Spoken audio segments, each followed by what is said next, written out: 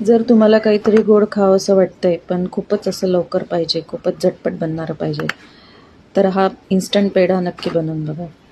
यासाठी घेतलं आहे मी paneer, milk powder, raw sugar, विलायची आणि 2 चमचे दूध घेतलेलं आहे. बाकी सगळ्यांचे प्रमाण मी मेन्शन केलेलं आहे तरी सांगते.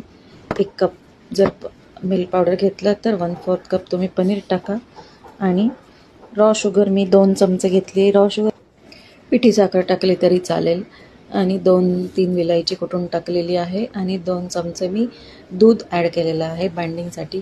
बस हे मस्त सगळं मिश्रण छान करून घ्या. छान त्याचे छोटे मळून घ्या आणि छोटे छोटे गोळे करून पेढ्याचा आकार द्या आणि गार्निशिंगसाठी वरतून मी केशर लावलेलं आहे. तुम्ही तुमच्या आवडीनुसार कुठलंही ड्रायफ्रूट लावू शकता. आणि मस्त अशी ही रेसिपी ट्राय करून बघा, झटपट बनणारी, आणि कमेंट करून सांगा कशी बनली आहे.